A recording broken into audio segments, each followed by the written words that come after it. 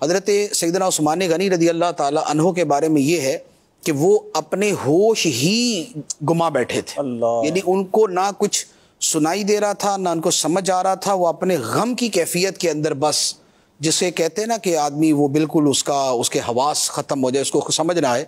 حتیٰ کہ بعد نے ان کو سلام کیا, بلکہ اس وقت نہیں, اس کے بعد کئی دنوں تک یہ کیفیت رہی کہ بعض صحابہ کرام ان کے پاس سے گزرے, سلام کیا تو انہوں نے جواب ہی نہیں دیا. تو صحابہ کرام نے ان سے شکوہ کیا کہ جی آپ نے یہ کیا کیا, ہم آپ کو سلام کرتے آپ جواب نہیں دیتے.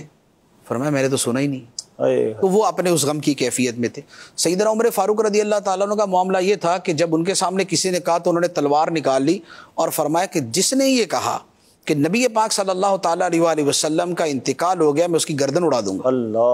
نبی پاک علیہ الصلوۃ والسلام کا انتقال نہیں ہوا جب تک آپ بلکہ صرف اللہ سے ملاقات کے لیے گئے تو آپ نے واپس آنا ہے. جیسے موسیٰ علیہ الصلوۃ والسلام اللہ تعالیٰ سے مناجات کے لیے گئے تھے تو نبی پاک علیہ الصلوۃ والسلام اس طرح اللہ تعالیٰ کے پاس گئے ہیں, اور آپ تب تک دنیا سے تشریف نہیں لے جائیں گے جب تک سارے کے سارے منافقین کا خاتمہ نہیں کر دیں گے. تو وہ اس کیفیت میں تھے.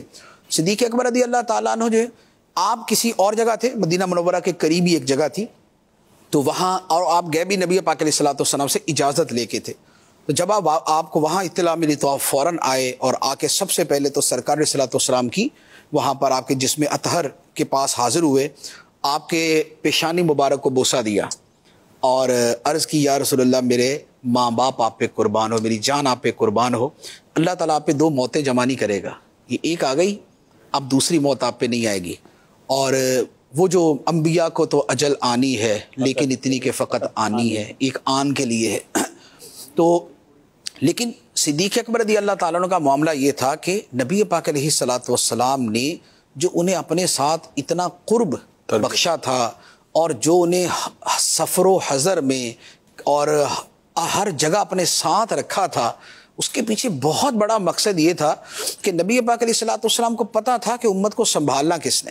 اس لیے علماء کرام نے حضرت عبداللہ بن مسعود رضی اللہ تعالیٰ نے فرمایا کہ صدیق اکبر رضی اللہ تعالیٰ عنہ نے وہ کام کیا جو اللہ تعالیٰ اپنے نبیوں سے لیا کرتا تھا, کہ اللہ کے نبی امت کو سنبھالا کرتے تھے.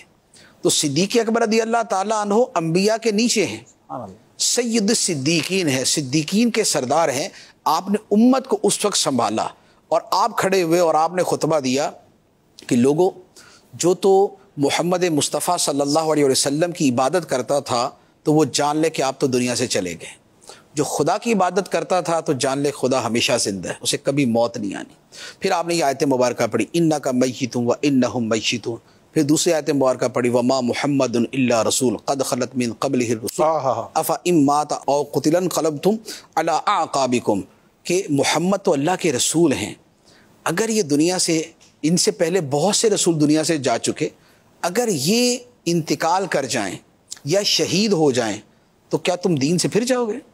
کیا تم اپنی ایڑیوں کے بل واپس پلٹ جاؤ گے؟ تو جب آپ نے یہ آیت پڑھی تو صحابہ کرام فرماتے ہیں کہ ہمیں لگا کہ پہلی مرتبہ زندگی میں آیت سن رہے ہم. یہ کس موقع پہ کون سی آیت تو انہوں نے سنی تھی, یہ تو غزوہ احد کے موقع پہ نازل ہوئی تھی, جب اس وقت صحابہ کرام میں بگدڑ مچی تھی اور بڑی ایک تکلیف دہ صورت تھی, تو اس وقت نازل ہوئی تھی. لیکن صحابہ کرام فرماتے ہیں کہ اس سے ہٹ کر تو تصور میں نہیں آتا تھا کہ سرکار دو عالم صلی اللہ تعالیٰ علیہ وسلم دنیا سے تشریف لے جائیں گے. تو فرماتے ہیں کہ ہمیں لگا کہ جیسے آج اتری ہے اور آج ہم پہلی مرتبہ سن رہے ہیں. تو یوں پھر صحابہ کرام کی جو اس وقت کی کیفیت تھی اس کو سنبھالا دیا گیا.